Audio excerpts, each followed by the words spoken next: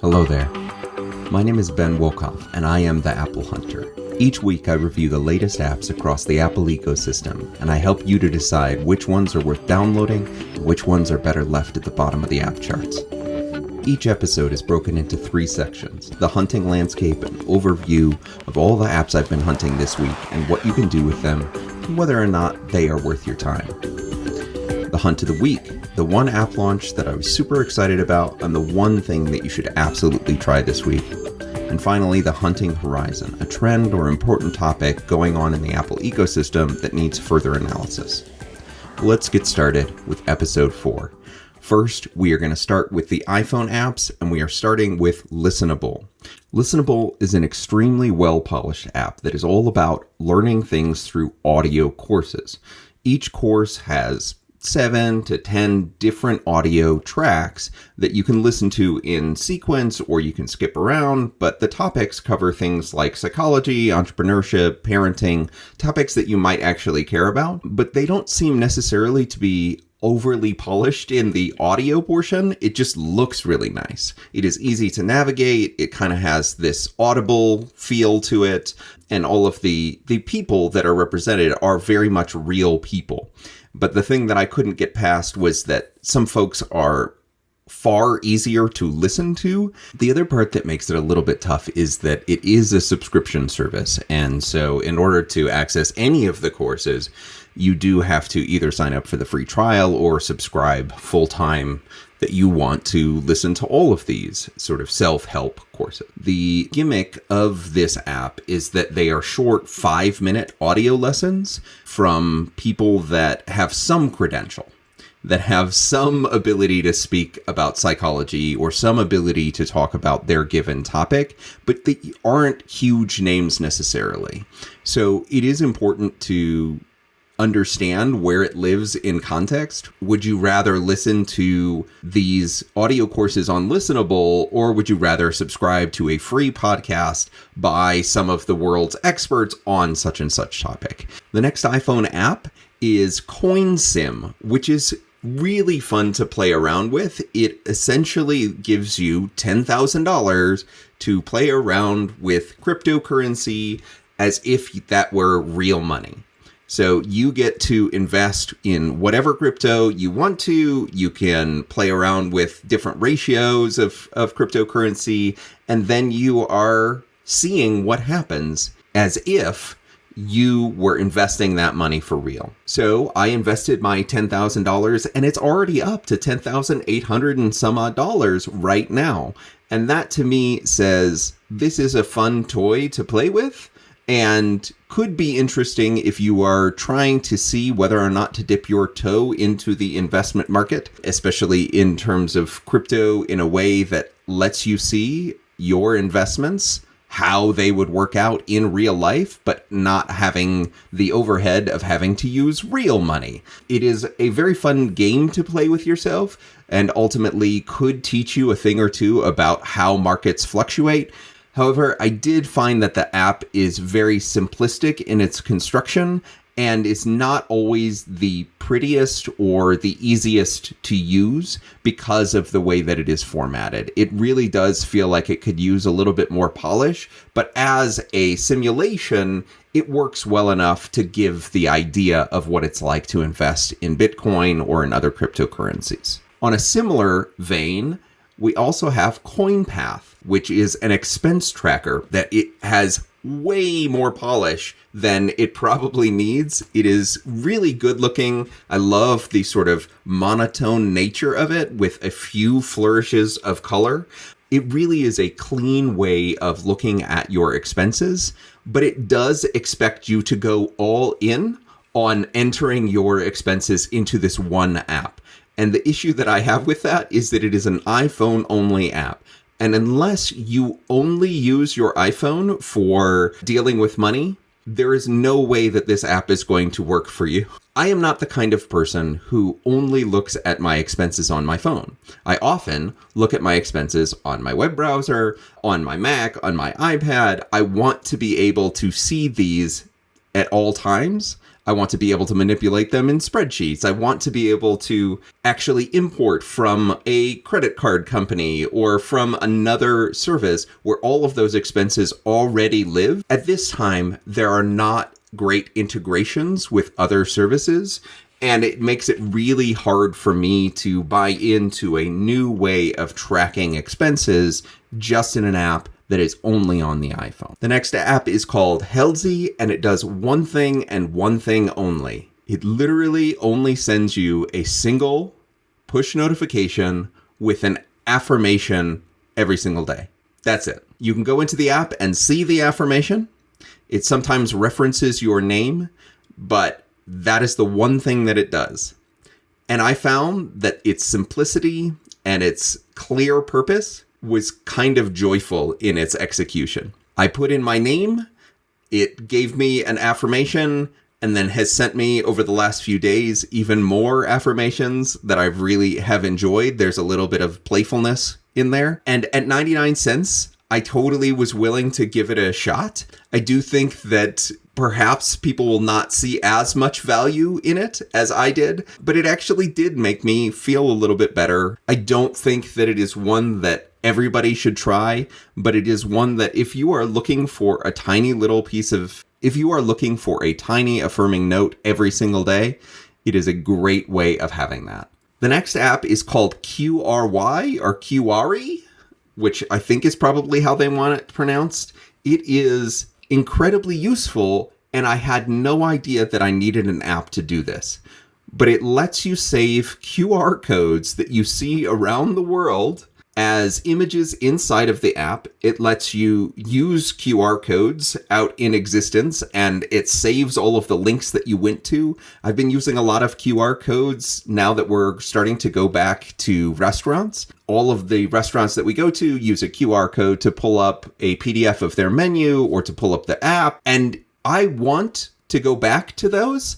I want to order something else from the menu, and then I have to get back out the QR code scanner. And then it opens it up in a web browser rather than simply saving all of the QR codes for use later. The other thing that's really neat about this app is that you can take a picture of a QR code and scan a QR code from a picture. This is something that I don't understand why other QR apps never did this, but the idea of, I have lots of pictures of QR codes that I've taken. Why not let me scan it after the fact rather than having to pull it open every single time somebody shoves a piece of paper at me with a QR code on it? I just want to take a picture of it and then come back to it later. It is the only way I have ever seen of scanning a QR code from an image. I was able to actually Google images of QR codes and see what they were. Somebody takes a picture of a sign that has a QR code on it, I can scan that, right? I don't have to hold my iPhone up to my monitor and scan the QR code that way.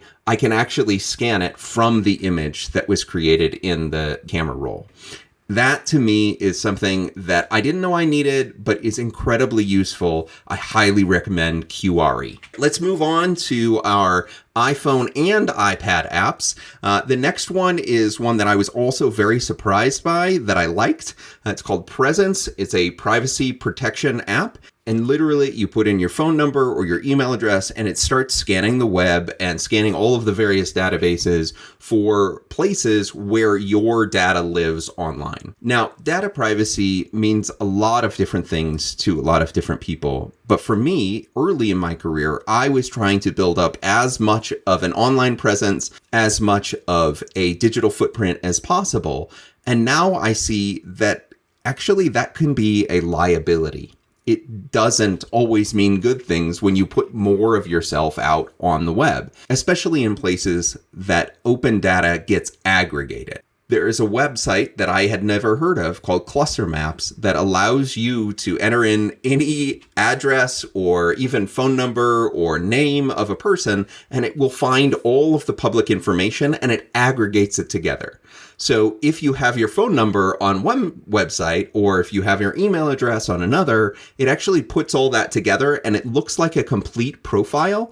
And literally all of my information was just out there. What this app does, and what I have done now using this app, is I have opted out and removed my information from a number of those aggregator websites.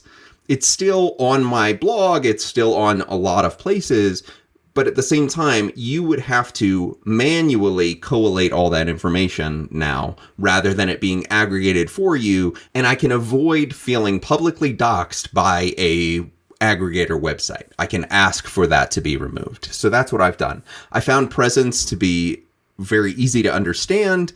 Although they do a little bit of fear-mongering, I do think that there is some real value in knowing what is out there about you. And I think that everybody should give it a try and at least see how much their information is pervasive online, how much of it is intentional, and how much they want to keep out there versus trying to claw it back. The next app is called Discs Music, where you can find new songs by swiping right and left on music that you already like or things that are adjacent to it. Now, this app is, again, making a huge amount of use of the Spotify API. Essentially, if you don't have a Spotify account, this app will not work for you.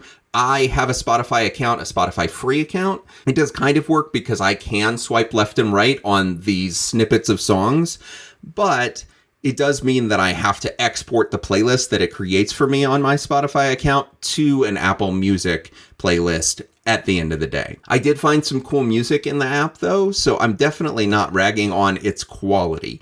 It really does seem to understand related artists, and it lets you, in almost a game interface, agree with music or disagree with music. That's kind of the way that I felt about it, swiping left and right. And I did this with my 7-year-old, and he really enjoyed the swiping left and right. That's sort of the first app that he has seen that mechanic on, and he got into the gamification of music. He really loves music, but the idea of agreeing with or disagreeing with music that you like or don't like was new to him, and I think is generally new in the way in which we try and build a playlist. So what you get out of this app at the end of it is that you get a fully realized playlist on Spotify that you will want to listen to. All right, I don't often say this, but this next app is very Canadian. The next app is called Cast, and it lets you express your opinions about lots of issues of the day, but a lot of the issues of the day that it surfaces for you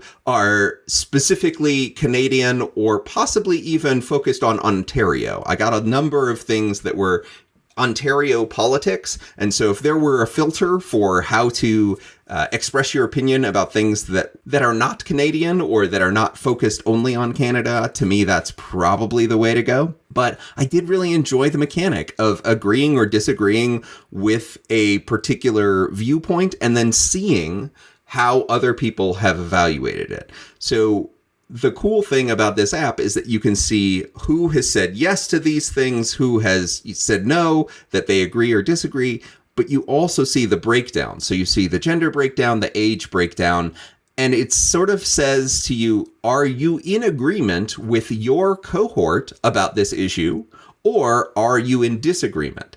And I think that there's some cool self-reflection that you can do about whether or not you believe something to be true or that you agree with it based upon who your peers are or theoretically who your peers might be. I think it could be cool. It needs a little bit more polish on the app. Some parts of the text fields and things like that feel like they don't quite fit together. And I would love to see it more generalized outside of Canadian culture, although I did find it kind of endearing. I just couldn't really comment on Canadian politics because I'm not so well versed. But if you want to agree or disagree with people on the internet in a rather safe way and see whether or not you fit into the same categories that other people do, give it a try. The next one is called iBucket. iBucket is all about creating your bucket list, your goals, things that you want to do with your life, planning a trip.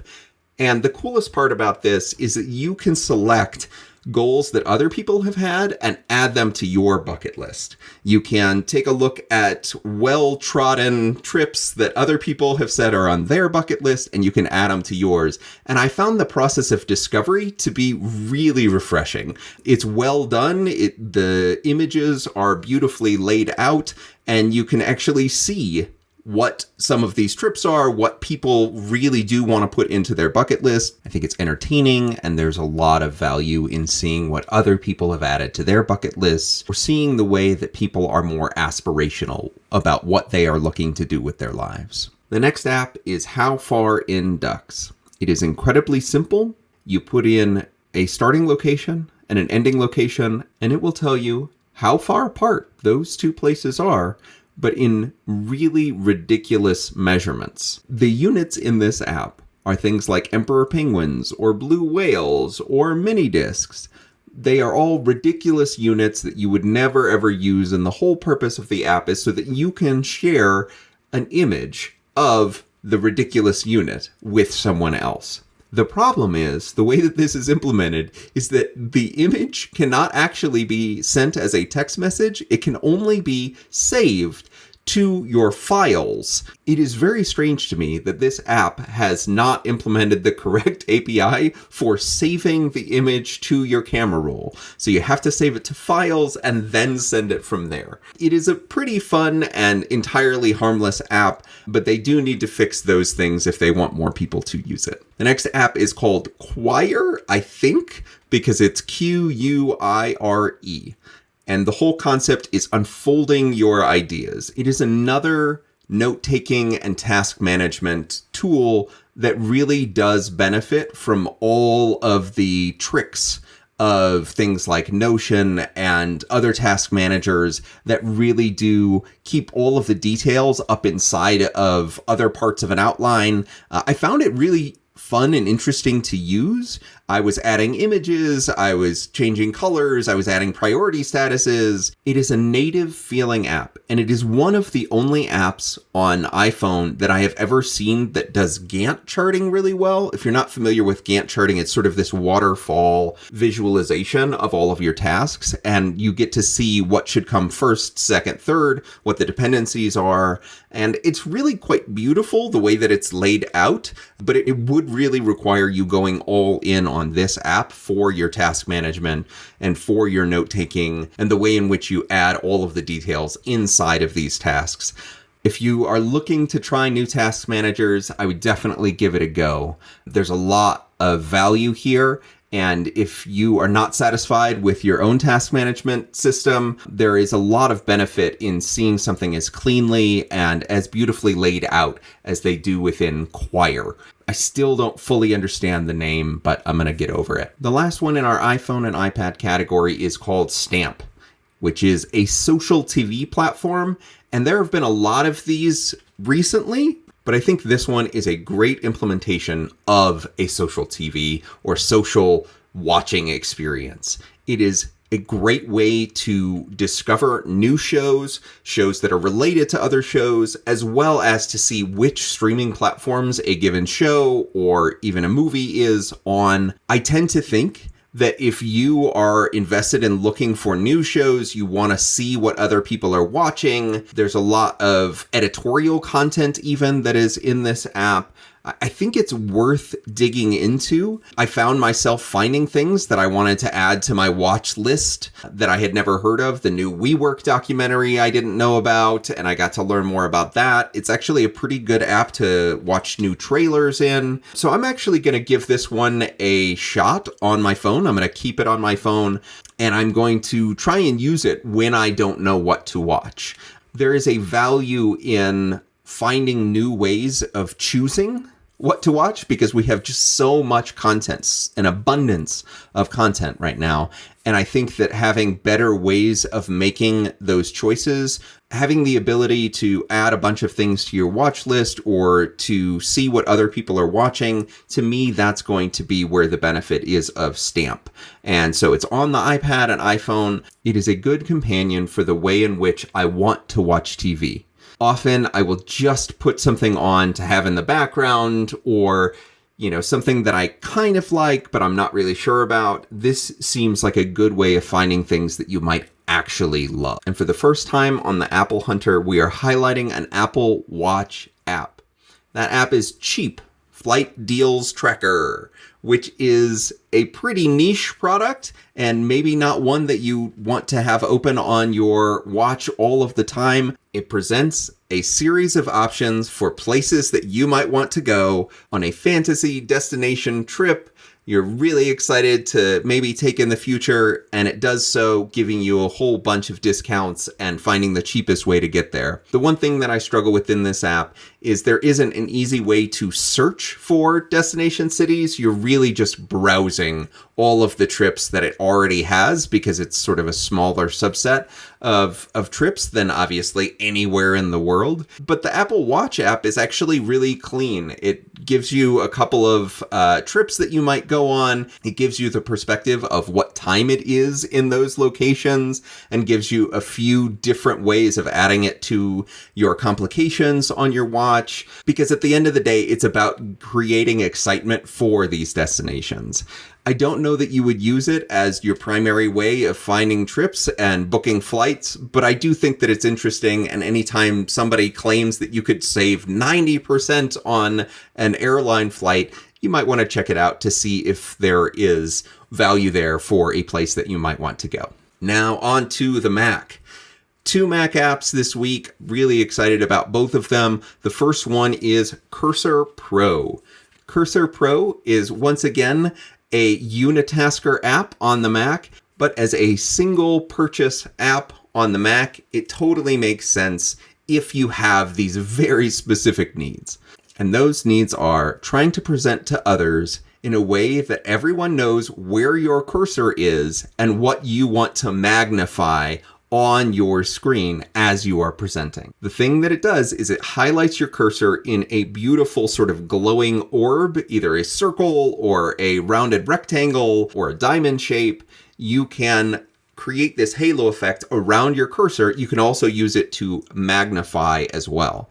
And I found myself using it a bunch this week. When I was in a meeting, I turned it on. You can very easily turn it on and off with a keyboard shortcut. You can modify the way that the little halo looks a whole bunch. It has so many different ways of modifying it. You can change the shape, the size, the weight, the border style, the animations that are around your cursor, but it still just does that one thing. And so if you're using Zoom or another online presentation tool, it can be a really effective way of getting some engagement just by cursor movement. I do think that there is some value there. And if you have that particular set of needs, I would say go for it. The second and last Mac app of the week is called Focusplan. It is a mind mapping and brainstorming tool that is the most native Mac app I have seen.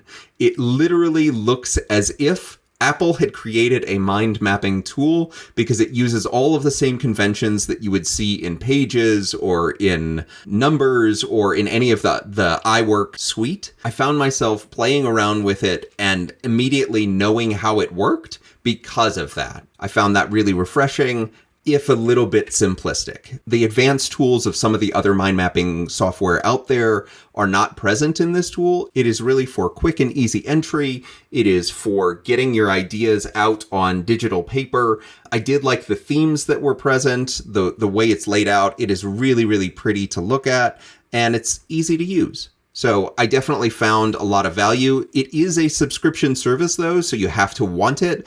But the subscription is low enough that I think that you could give it a try and see if it did provide value. There's not a significant hurdle to get over in order to start working in mind maps, and the native look to it really did help me to enjoy the app far more than I thought I would. And now it's time for the hunt of the week, the one app launch that I'm super excited for everyone listening to try.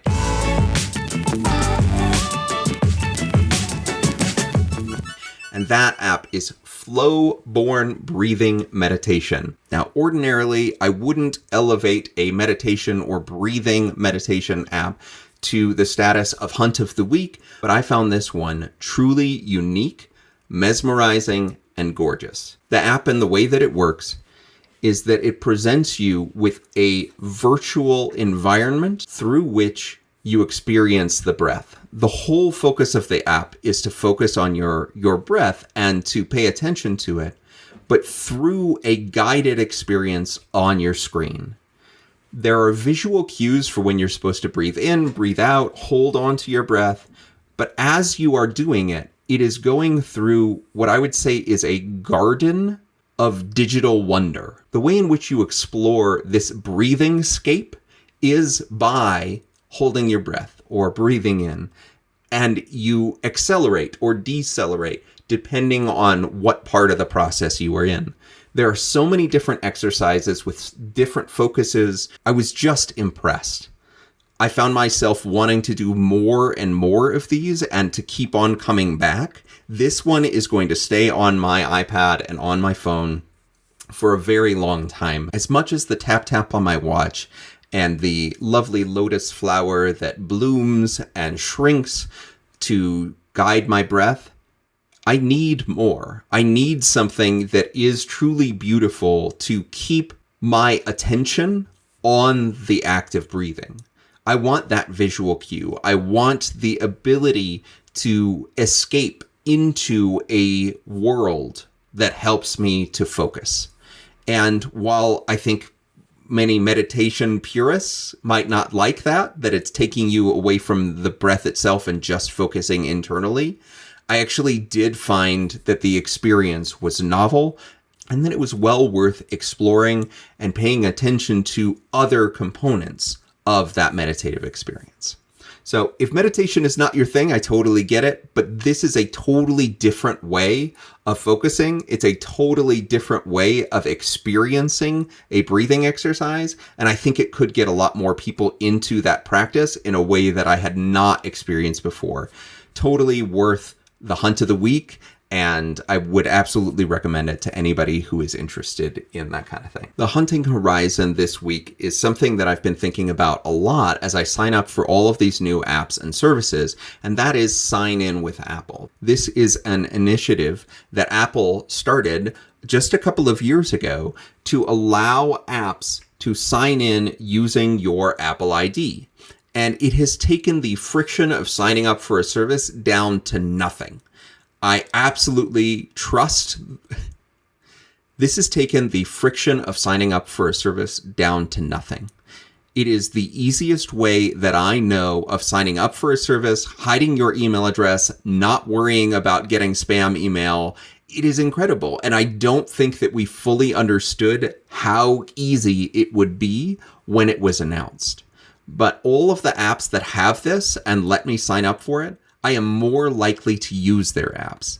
All of the apps that don't and make me either come up with a password on my own, do not use the API for the password manager that is built in to iOS. If you are not making use of the tools that Apple has provided you with on the platform, you are doing a disservice to your user. And the people that understand the value of Sign In with Apple, they have implemented it and supported it in a way that shows they respect the user's time and they respect the user's privacy. To me, those are the two core hurdles to get over for a lot of people trying new services. Do you respect my time? Do you respect my privacy? And by choosing Sign In with Apple either exclusively or as one of the options on the iPhone, iPad, even on the Mac, to me, that is the way in which you are being a good steward of the ecosystem. You are being a good steward of your users, quite frankly. And so I want to put a stake in the ground now that any app moving forward should make use of Sign In with Apple. It does show that you care enough to use a modern tool, and that you care enough about your users, and that you care enough about your users' time and their privacy rights, and that you are moving forward with a frictionless way to start getting people into your app and experiencing what it is that you have to say about the world. Thank you so much for listening to episode 4 of The Apple Hunter. You can find the show notes and all of the links to these apps at theapplehunter.com/4. You can follow me on Twitter at _theapplehunter. Please do subscribe on Apple Podcasts for exclusive content and early access. And I did set up an email address for any comments or questions that you might have about the show. And that is ben@theapplehunter.com. Thank you so much for listening, and happy hunting out there.